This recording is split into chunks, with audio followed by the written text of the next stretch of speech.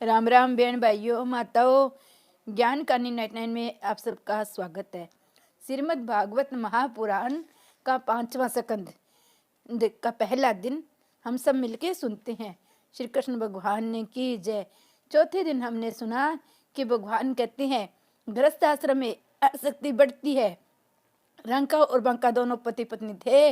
रंका और बंका का दोनों के लिए श्रवण और मिट्टी एक समान हो गई थी। वे श्रवण को मिट्टी से भी बेहतर नहीं मानते थे कि श्रवण ही धूल है। दोनों को इतनी भक्ति महान थी तो अपने भी सोने और धूल में कोई भेदभाव मत करो। भगवान का मंत्र जाप करो। भगवान का मंत्र जाप करोगे तो अपनी चित्त शुद्धि होगी। तो पुण्य भूल जाओ। पुण्य किया हुआ किसी को मत बताओ कि मैंने ये पुण्य किया है। पुण्य बोलने से पुण्य का क्षय होता है। श्री कृष्ण भगवान ने की जय। 5वां स्कंद शुरू। श्री सुखदेव जी ने कहा, श्रीमद् भागवत की कथा 7 दिनों में मुक्ति देती है। वक्ता अधिकारी हो, श्रोता सावधान होकर कथा सुने तो सांसारिक विषयों के प्रति धीरे धीरे अरुचि और परमात्मा के प्रति रुचि जागती है। प्रभु के प्रति प्रेम भाव जाग जाए तो 7 दिनों में कथा मुक्ति दिलाती है। भागवत की कथा सुनने के बाद भी मुक्ति न मिले तो मानो कि पूर्वचित अप्सरा मून में अभी तक बैठी हुई है। पूर्वचित अप्सरा की कथा सुनिए। पूरे जन्म में जिनका उपभोग किया था उन विषयों की वासना अब भी चित्त में निहित रहती है। वही इस पूर्वचित अप्सरा का स्वरूप है। जीव और ईश्वर के मिलन में वासना बांधा रूप है। मनुष्य को चाहिए वह सुख दुख भोगकर परबंध का नाश तो करे किंतु नया परबंध उत्पन्न न करे। मनुष्य इसी जन्म में अगले जन्म की तैयारी करता है। अतः ज्ञानी जन सहस्रंग दोष से दूर रहते हैं। परमहंस ऋषभदेव जी ज्ञानी हैं। परमहंस भरत जी भगवत जन है। ज्ञानी पुरुष को लगता है सांसारिक प्रवृत्तियां ज्ञान निष्ठा और भक्ति में बांधक है। सांसारिक प्रवृत्तियों को सहसा मत छोड़ो किंतु एक से एक कम करते जाओ। परमहंस की निष्ठा है कि जगत में जो कुछ दिखाई देता है वह सब मिथ्या है। जगत को मिथ्या मानने से वैराग्य उत्पन्न होता है। संसार को सत्य मानने से मोह उत्पन्न होता है। जगत में जो दिखाई देता है वह सब मिथ्या है किंतु इन सबको देखने वाले आत्मा सुख रूप है। दृश्य विनाशी फल स्वरूप होने के कारण ज्ञानी अपनी दृष्टि दृश्य में नहीं रखते। ज्ञानी जन अपने मन को दृश्य वस्तु में नहीं रमते देखे थे किंतु इन सभी की साक्षी परमात्मा में दृष्टि को स्थिर करते हैं। मन को आत्म स्वरूप में सत्ता मिलती है। मन की स्वतंत्रता स्थान नहीं है। आत्मा की अनुज्ञा मिलने पर ही मन पाप करता है। आत्मा मन की दृष्टा है और साक्षी है। मन को पाप करने की अनुमति कभी मत दो। ऋषभदेव मन को दृश्य में कभी जाने नहीं देते थे। मन को ईश्वर में स्थिर रखते थे जिससे मन प्रभु में मिल जाए और सुख दुख का प्रश्न न हो। निंद्रा में मन निर्विषय बन जाता है। निंद्रावस्था में मन जिस प्रकार होता है वैसा ही जागृत अवस्था में भी रहे तो समझ लो कि मुक्ति है। सभी विषयों में से मन को हटाना होगा। दृश्यों में से हटकर मन दृष्टा में मिल जाता है। मन का ईश्वर में लय होने पर मुक्ति मिलती है। ज्ञानी पुरुषों के लिए संसार बांधक नहीं। ज्ञानी पुरुष स्वेच्छा से नहीं अपितु अनिच्छा से परबंध के कारण जीते रहते हैं। भगवान के भक्त परमहंस ज्ञानी परबंध के कारण ही जीते हैं। ये दोनों निष्ठाएं वैसे तो एक ही है फिर भी भिन्न भिन्न है। मार्ग भिन्न है। ज्ञानी जगत को असत्य मानते हो तो भगवत जन जगत को सत्य मानते हैं। ज्ञानी और भगवत भगत परमहंस के लक्ष्य तो एक ही है किंतु साधन भिन्न भिन्न है। ज्ञानी परमहंस जगत को मिथ्या रूप अनुभव करते हैं। भागवत परमहंस जगत को वासुदेव स्वरूप समझते हैं। भागवत परमहंस मानते हैं सुदेव सर्वै मिति। भागवत परमहंस कहते हैं जगत मिथ्या नहीं किंतु सत्य है, वासुदेवमय है। शंकर स्वामी ने जगत को मिथ्या माना है। इन दोनों निष्ठाओं में शाब्दिक भेद है, तत्वत नहीं। जगत असत्य है और सभी को दृष्टा ईश्वर सत्य है ऐसा ज्ञानी मानते हैं। वैष्णव भागवत मानते हैं जगत ब्रह्मा का ही स्वरूप है। वेदांती का विवर्तवाद है, वैष्णव का परिणामवाद। ज्ञानियों का विवर्तवाद है दूध से ही दही बनता है किंतु दही दूध नहीं है। भागवत कहते हैं ईश्वर में से जो जगत का परिणाम हुआ है वही दही की भांति नहीं किंतु श्रवण से बने आभूषणों की भांति हुआ है। श्रवण का टुकड़ा श्रवण ही था और आभूषण बनने के पश्चात भी श्रवण ही रहेगा। श्रवण के टुकड़े को श्रवण में ही आभूषण के श्रवण में कोई भेद नहीं होता है। जगत ब्रह्मा का ही परिणाम है, अतः सत्य है। सुत जी सावधान करते हैं। शंकराचार्य जी कहते हैं नाम रूप मिथ्या है, अन्य सभी कुछ सत्य है। मिट्टी सत्य है, घड़ा नहीं। इस प्रकार जगत सत्य नहीं है। वैष्णव कहते हैं ब्रह्म रूप जगत सत्य है। ये लोग जगत का ब्रह्म रूप मानकर जगत के प्रत्येक पदार्थ को ब्रह्म रूप ही देखते हैं। जगत के सभी पदार्थों से प्रेम करते हैं। ज्ञानी पुरुष जगत को मिथ्या मानकर जगत के पदार्थों से प्रेम नहीं करते। वे केवल ईश्वर से प्रेम करते हैं और विकार वासना को नष्ट करते हैं। वे कहते हैं शरीर विष्टा मूत्र से भरा हुआ है। इस आधार से वे देह का मोह छोड़कर परमात्मा में लीन होते हैं। किंतु वैष्णवों के लिए तो सारा जगत ब्रह्म रूप है। सिया राम में सब जग जानी, कह ऊं प्रणाम जोरी जुग पानी। ज्ञानी की दृष्टि नारी की ओर जाएगी तो वह समझ लेना कि ये तो हड्डी मांस की पुतली है जो मल मूत्र से भरी हुई है, इसमें क्या लेना देना है। ऐसा सोचता हुआ ज्ञानी उस स्त्री की ओर दृष्टि फेर लेगा। यदि वैष्णव किसी नारी को देखेगा तो वह मानेगा कि वह तो साक्षात लक्ष्मी है। ज्ञानी परमहंस का मार्ग साधारण गृहस्थ के लिए बहुत कठिन है। वैष्णव का मार्ग हम जैसों के लिए सरल है। जगत का ब्रह्म रूप समझना सरल है।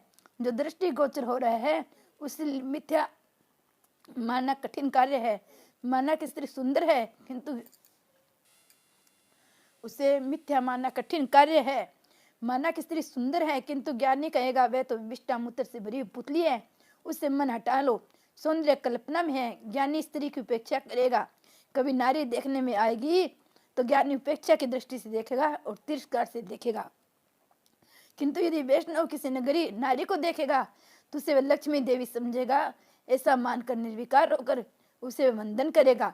वैष्णव नारी के प्रति सम्मान और सद्भाव की दृष्टि से देखेगा। किसी भी वस्तु के प्रति तिरस्कार से देखने की अपेक्षा प्रत्येक को भागवत भाव से निर्विकार होकर वंदन करना अधिक अच्छा है। महाप्रभु जी कहते हैं प्रत्येक पदार्थ श्री कृष्ण का अंश है, अतः ये जगत सत्य है। किंतु खंडन मंडन के ऐसे संग्रह से दूर रहना ही अच्छा है, अन्यथा राग द्वेष बनने की आशंका है। ज्ञानी परमहंस ज्ञान के उपदेश देते हैं। भागवत परमहंस क्रिया से उपदेश देता है। जड़ भरत की भांति उसकी प्रत्येक क्रिया उपदेश स्वरूप होती है। ऋषभदेव आदर्श ज्ञानी परमहंस है तो भरतजी आदर्श भागवत के परमहंस। सभी कुछ का त्याग करके ऋषभदेव पागल जैसे होकर जगत में भ्रमण करते हैं। सभी में ईश्वर का भाव रखकर भरतजी सभी की सेवा करते हैं। भरतजी कहते हैं मैं सेवक सदाचार रूप स्वामी भागवत। ऋषभदेव का देह ध्यास ही नहीं है, वे आदर्श ज्ञानी परमहंस है। पहले इन्हीं की कथा आएगी। ऋषभ अवतार ज्ञान का आदर्श स्थापित करने के लिए है। पंचम स्कंद भागवत का ब्राह्मण अर्थात भाष्य रूप का व्याख्या रूप है। द्वितीय स्कंद में गुरु ने साधन दिया, उसके बाद ज्ञान दिया। ज्ञान को जीवन में कैसा उतारा जाए ये तृतीय चतुर्थ स्कंद के सरंग विसंग लीला में बताया गया है। अब प्रश्न यह है कि ज्ञान को किस रीति से स्थायी करे। ज्ञान को स्थिर करने की स्थायी करने की रीति पंचम स्कंद की स्थिति लीला में बताई गई है। स्थिति अर्थात प्रभु की विजय सर्व सराचर प्रभु की मर्यादा में है। परीक्षित राजा आरंभ में प्रश्न करते हैं, मनु के पुत्र राजा प्रिय व्रत की व्यय करने की इच्छा नहीं थी, फिर भी उन्होंने व्यय क्यों किया। गृहस्थाश्रम निभाते हुए भी उन्होंने सिद्धि की प्राप्ति कैसे की, किस प्रकार कृष्ण में उनकी भक्ति दृढ़ हुई। सुखदेव जी वर्णन करते हैं। घर भक्ति में बांधक रूप है। घर में गृहस्थ को विषमता पक्षपात करनी पड़ती है। गृहस्थ सभी की ओर संभाव नहीं रख सकता। वस्त्रु मित्र चोर सेठ आदि सभी के प्रति संभाव नहीं रख सकता। श्री कृष्ण का गृहस्थ आश्रम ऐसा था कि वे सभी के प्रति संभाव रखते थे। एक बार दुर्योधन उनसे सहायता मांगने आया। वैसे उसने श्री कृष्ण का कुछ समय पहले अपमान किया था, फिर भी निर्लज होकर वह सहायता याचना करने चला गया। सामान्य गृहस्थ अपना अपमान भूल नहीं पाता, किंतु श्री कृष्ण दुर्योधन को सहायता देने के लिए तैयार हो गए। अर्जुन भी सहायता मांगने आया था। दुर्योधन ने कहा मैं अर्जुन से पहले आया हूँ, अतः मांगने का पहला अधिकार मेरा है। श्री कृष्ण ने कहा मैं तो तुम दोनों की सहायता करूंगा। एक के पक्ष में मेरी नारायणी सेना होगी, अन्य के पक्ष में निशस्त्र मैं। दुर्योधन ने सोचा कृष्ण तो बातें ही बनाते रहेंगे, मुझे तो युद्ध करने वालों की आवश्यकता है, बातों की नहीं। उसने नारायणी सेना मांग ली। अर्जुन ने श्री कृष्ण को मांगा। इस प्रकार श्री कृष्ण ने अर्जुन और दुर्योधन दोनों के प्रति समभाव रखा। श्री कृष्ण गृहस्थाश्रमी नहीं, आदर्श सन्यासी है। गृहस्थाश्रमी होने पर भी भक्ति कार्य में कुछ न कुछ बाधा उपस्थित होती ही रहती है।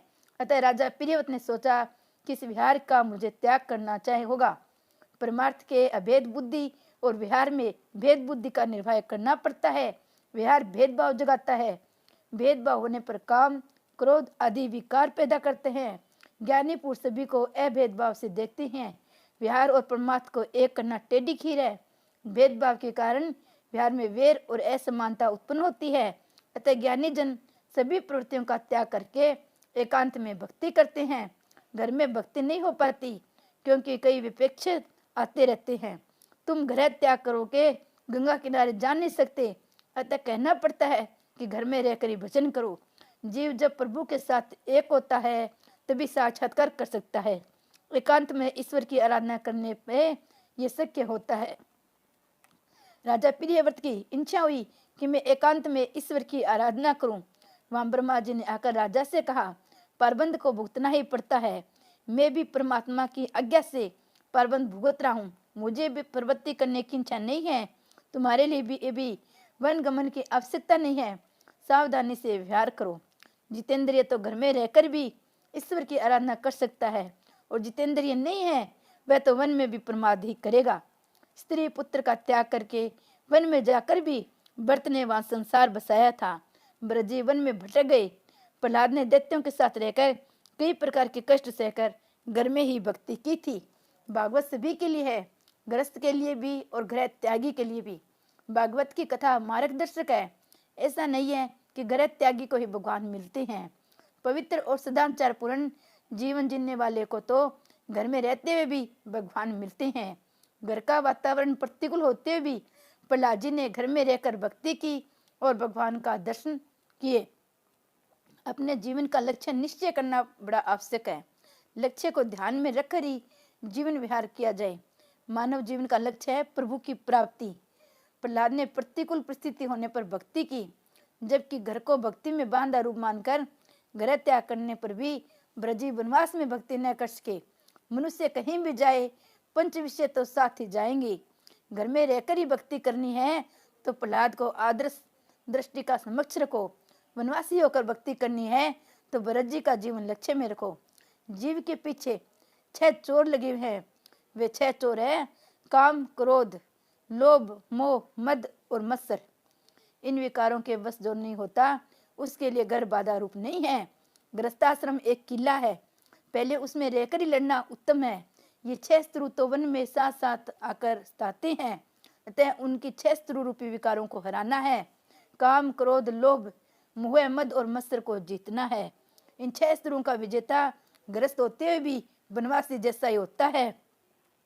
गृहस्थाश्रम में रहकर इन 6 विकारों को कुचलना सरल है। सुखी होना है तो अपने 40वें वर्ष से संसार के विहार का धीरे धीरे त्याग करने लगो और 51वें वर्ष में वन गमन करो। 51 वर्ष में वन गमन करो। ब्रह्मा जी राजा प्रियव्रत से कहते हैं, तुम व्यय करो। व्यय के बिना विकार वासना नष्ट नहीं हो सकती। कुछ समय के लिए संसार के सुखों का उपभोग करने के पश्चात परमात्मा की आराधना करो। विहार करो, किंतु ऐसा करो कि पुण्य जन्म का बीजारोपण न हो जाए। राग द्वेष रहित किया गया विहार मनुष्य को मुक्ति दिलाता है। जीवन मुक्त पुरुष शारीरिक अभिमान से रहित होता है। वह वासना नहीं रखता, अतः उसे दूसरी देह नहीं मिलती है। आज्ञा मिलने पर प्रियव्रत ने विवाह किया। उसके घर कई बालक उत्पन्न हुए। प्रियव्रत के पश्चात अग्निवज्र का शासन संभाला। वे तपस्या करने के लिए वन में जा बसे। उनके तप से पूरे की वासना पूरे चित्ती बांधाए उपस्थित करने लगी। चित्त में रहने वाली पूरे जन्म की वासना ही पूरे चित्ती है। भोगे हुए विश्व सुख का स्मरण उनके कारण मन में बसी हुई सूक्ष्म वासना ही पूर्व चित्ती है। पूरे की वासना सिंगर छूट नहीं सकती। इंद्रियों को मिला हुआ सुख वे बार बार मांगती रहेंगी। ऐसी वासना जगने पर मन को समझना होगा कि तूने आज तक कितना सुखोपभोग किया, फिर भी तृप्ति नहीं हो पाई।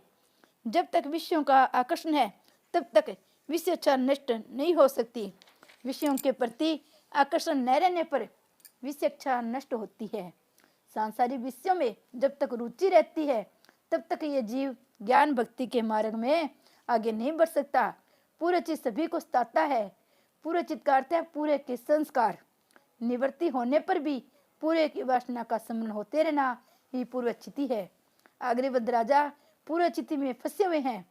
अग्निवध के वज्र के घर नाभि हुई। नाभि के घर पुत्र रूप में ऋषभ देव आए। ऋषभ देव जी ज्ञान के अवतार थे। ज्ञानी परमहंस को व्यवहार वर्तन किस प्रकार का होता है बताने के लिए भगवान ने ऋषभ देव जी के रूप में जन्म धारण किया। वे जगत को ज्ञानी परमहंस को आदर्श बताना चाहते थे। ऋषभ का अर्थ है सर्वश्रेष्ठ। ऋषभ देव बार बार उपदेश देते हैं कि मानव जीवन भोग के लिए नहीं, तपस्या के लिए है। तप करो, सभी में ईश्वर में देखो, विषय सुखों में मानव शरीर का दुर्व्यसन मत करो। जगत में ज्ञानी परमहंस को किस प्रकार रहना चाहिए ये बताने के लिए ऋषभ देव जी ने सभी सगों को सर्वस्व त्याग कर दिया। अनेक सिद्धियां उनके पास आई, फिर वे उनमें फंसे नहीं। गृहस्थ के लिए धन त्याग, काम सुख का त्याग करना जितना कठिन है, उससे भी अतिरिक्त कठिन है महात्मा के लिए सिद्धियों का त्याग। ऋषभ देव जी नगन अवस्था में घूमते फिरते हैं, खड़े खड़े खा लेते हैं, बेल की भांति सब्जी का आहार करते हैं। किसी के द्वारा पीटे जाने पर भी मान लेते हैं शरीर ही पीटा गया है, मैं शरीर से भिन्न हूँ, ब्रह्मनिष्ठ हूँ। सभी जानते हैं कि शरीर से आत्मा भिन्न है, किंतु इसका अनुभव तो बहुत कम व्यक्ति कर सकते हैं। श्रीफल नारायण नारियल में अंदर का सफेद गोला, उसका कठोर आवरण एक न होने पर भी जब तक अंदर पानी है तब तक वे एक दूसरे को छोड़ते नहीं है। इस प्रकार जब तक मनुष्य का विषय में रस है, विषय में आसक्ति है, तब शरीर और आत्मा का भिन्नता का अनुभव नहीं हो सकता। शरीर आवरण है, आत्मा गोला है, विषय रस पानी है। संसार की किसी भी वस्तु में जब तक रस है तब तक शरीर और आत्मा की भिन्नता का अनुभव नहीं हो सकता। शारीरिक उपभोगों का आनंद नहीं है, आत्मा ही आनंद रूप है। नाम रूप का मोह है जब तक नहीं छूटता तब तक आत्मा और देह की भिन्नता समझ में नहीं आती है। इसके विपरीत देहाध्यास बढ़ता ही है। संसार के जड़ पदार्थों में अति स्नेह करने से जड़ाध्यास भी बढ़ता है। वैराग्य के बिना ब्रह्म ज्ञान स्थायी नहीं हो पाता। ब्रह्म ज्ञान की बातें करने वाला धन और प्रतिष्ठा से भी प्रेम करने वाला सच्चा ज्ञानी नहीं है। सच्चा ज्ञानी तो वही है जो ईश्वर से प्रेम करता है। ईश्वर के बिना संसार के जड़ पदार्थों में स्नेह हो जाता है। वह शरीर के भिन्न आत्मा को नहीं देख सकता। ब्रह्म ज्ञान प्राप्त होने पर यदि सांसारिक विश्व में मोह होगा तो उसे ब्रह्मानंद प्राप्त नहीं होगा। ब्रह्म ज्ञान होने के कारण ईश्वर से प्रीति होने पर भी ब्रह्मानंद प्राप्त होता है। ज्ञानी पुरुष को चाहिए कि किसी भी वस्तु से वह स्नेह न करे, किसी वस्तु का संग्रह न करे। यह मनुष्य जन्म तप करने के लिए है। मनुष्य देह से तप करने से अंतकरण शुद्ध होता है। अंतकरण की शुद्धि से अनंत ब्रह्म सुख की प्राप्ति होती है। महापुरुषों की सेवा मुक्ति का द्वार है, कामियों का संग नरक द्वार है। इस मृत्यु रूप संसार में फंसे हुए अन्य लोगों का जो उद्धार करने में असमर्थ है, वह गुरु नहीं है, वह सज्जन नहीं है, वह माता पिता नहीं है। अर्थात वह मनुष्य गुरु सज्जन माता पिता होने के लिए अपात्र है। योगावशिष्ट रामायण में ज्ञान की 7 भूमिकाएं इस प्रकार निर्दिष्ट है। सुवेक्षा, स्वविचारणा, तनुमानसा, सत्वापति, असक्ति, पदार्थ भाविनी और तुरेगा। सुवेक्षा का अर्थ है आत्म कल्याण के हेतु क्षत्रिय और ब्रह्मनिष्ठ गुरु की शरण में जाकर उनके उपदेशानुसार शास्त्रों का अवलोकन अध्ययन करके आत्म विचार और आत्मा का साक्षात्कार उत्कटा इच्छा करना सुवेक्षा है। सुविचारना सदगुरु कथित उपदेश वचनों का मोह शस्त्रों का बार बार चिंतन और विचार करना ही सुविचार है। तनुमानसा श्रवण मनन निर्दिग्ध में शब्दादि विषयों के प्रति जो आसनाशक्ति होती है। सैकलों समाधि में अभ्यास से बुद्धि को जो तनुसा सूक्ष्मता प्राप्त होती है वही तनुमनसा है। सत्वापति उपयोग तीनों से साक्षात्कार पर्यंत स्थिति अर्थात निर्विकल्प समाधि रूप स्थिति में सत्वती है। ज्ञान की चौथी भूमिका वाला पुरुष ब्रह्मविद कहलाता है। आसक्ति चित्त विषय परमानंद और नित्य अप्रोक्ष ऐसी ब्रह्मात्मा भावना का साक्षात्कार रूप चमत्कार आसक्ति है। इसमें अविद्या उसके कार्यों का संबंध नहीं होता, अतः इसका नाम आसक्ति है। पदार्थ भाविनी पदार्थों की दृढ़ अप्रतीति होती है, वही पदार्थ भावनी है। तुरंगा तीनों अवस्था में मुक्त होना तुर्यग है। ब्रह्मा को जिस अवस्था में आत्म रूप रखन जाने वही अवस्था तुर्यंग है। श्री कृष्ण भगवान ने की।